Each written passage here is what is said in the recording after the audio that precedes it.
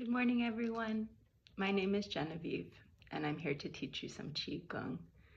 We haven't had a crying video in a while, so I thought it might be a good time to share a crying video. When I was growing up, I would cry, and my mother would tell me, your tears contain a substance that helps your body process your feelings. So if you cry a lot, that means that substance that is making you sad was actually leaving your body. And so she would encourage us to cry when we felt bad. And I learned that because my mom's a good teacher.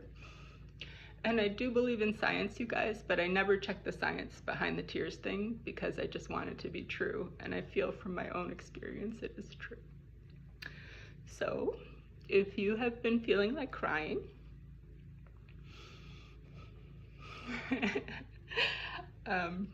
my recommendation is go ahead and let yourself cry.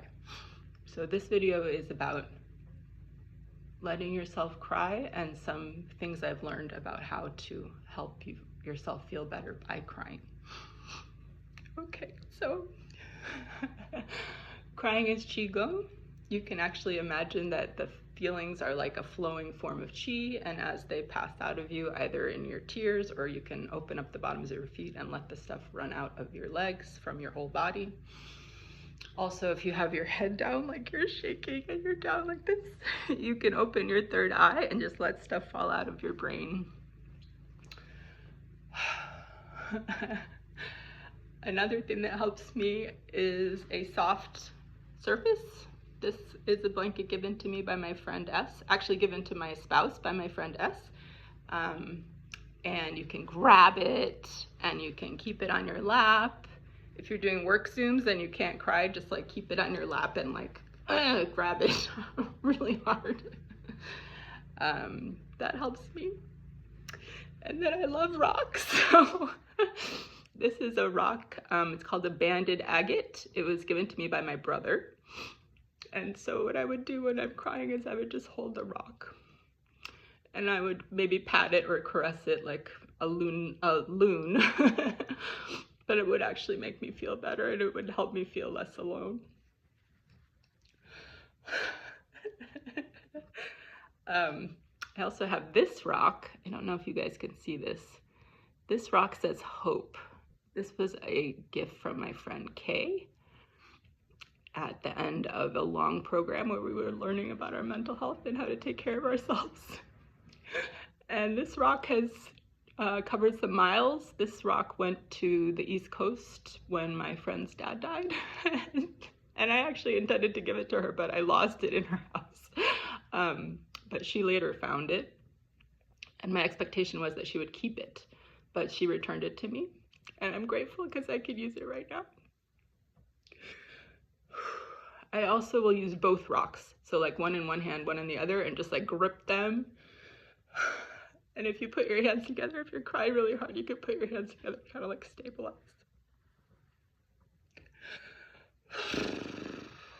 Oh yeah, breathing is important when you're crying. It's very easy to stop breathing when you're crying.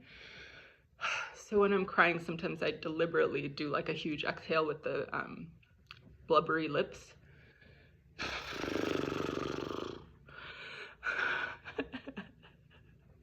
Can make you laugh or cry when you do that. And then before I let you go today, I'm going to share one of my favorite writers. Her name is Samantha Irby.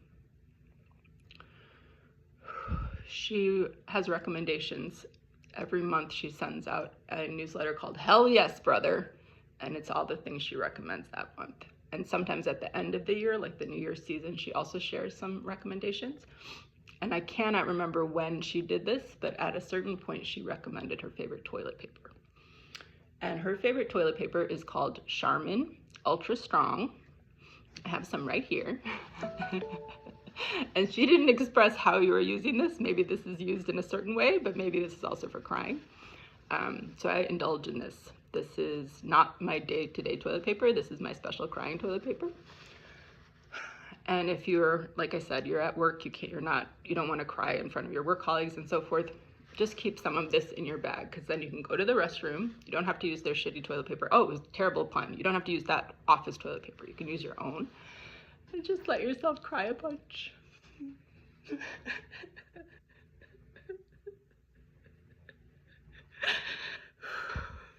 And if your body's moving when you're crying, like sobbing or shuddering, it's just like tension and sadness leaving your body, just like your tears or your chi draining out. Not in a bad way, just stuff you're ready to let go of. Do some restorative nose blowing. And then if you have to go back out in public and you don't want to cry, I just like kind of close the practice. So I try to get all of the tears out all the way down, all the breaths out, like really purge it. It'll come back. That's the natural cycle. So it's safe to purge it now. It doesn't mean I don't care about my situation or the person I'm crying about. I just kind of let it go for now and I'll get it again later. And then I super deliberately close the practice. So if I'm using props, I would like deliberately put them down. I would put my hands on my legs. If I have a soft blankie, I'd kind of like get my hands grounded in the blankie. I'd ground my feet on the floor. I'd follow my chakras up through the top of my head. I'm tall, I can do anything. No one has to know I was crying in the bathroom. And then I close the practice. So if I open the top of my head, I close it. If I open my third eye, I close it. I just like pass my hands over my face with the thought that I'm relaxing my face. And then I learned this one from Malcolm and Annie Dean. It's almost like lymphatic drainage. You just like stroke each part of your neck rhythmically back and forth.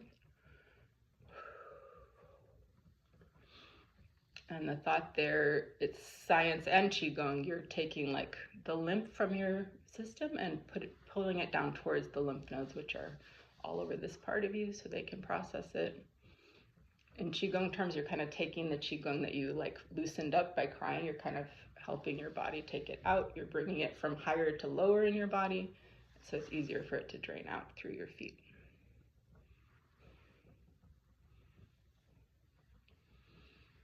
And then I would kind of stroke my collarbones. I'd kind of do the back. Sometimes I cry again, it's okay. Oh yeah, I meant to say if you feel frozen and you can't cry, sometimes putting your head down and kind of like jiggling yourself can like make your tears come out. And sometimes that's really helpful. So close the back, close the arms just because it feels good. You can hold your own hand like in the Miley Cyrus song. You can rub your hands together if they're cold.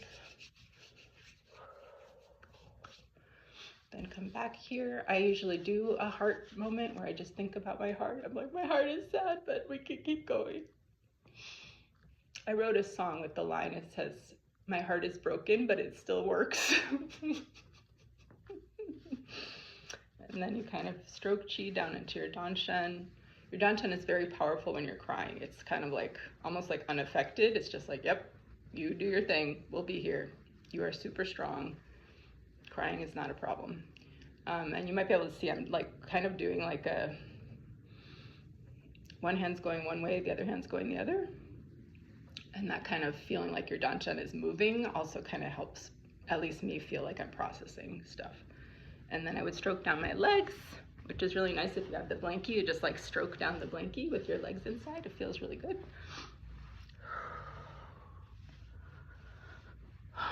Do the back of your legs.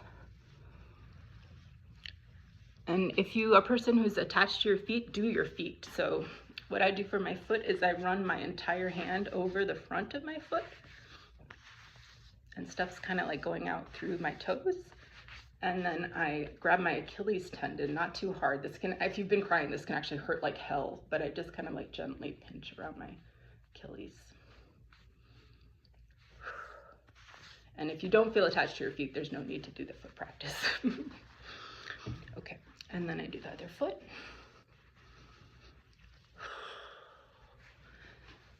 Back to the back of the ankle. And then both feet on the floor. And then last part of closing the practice for me is just one deep breath.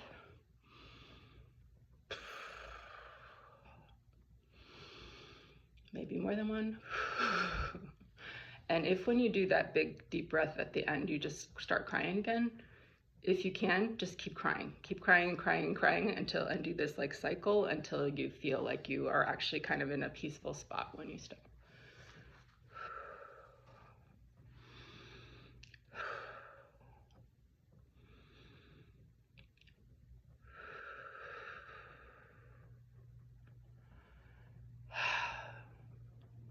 All right, and because crying is Qigong, we'll close by saluting our masters. I want to thank again Malcolm and Annie Dean and Master Zhang, who taught us a lot of this stuff without deliberately teaching it. We just learned it. And then we salute our classmates. That includes all of you.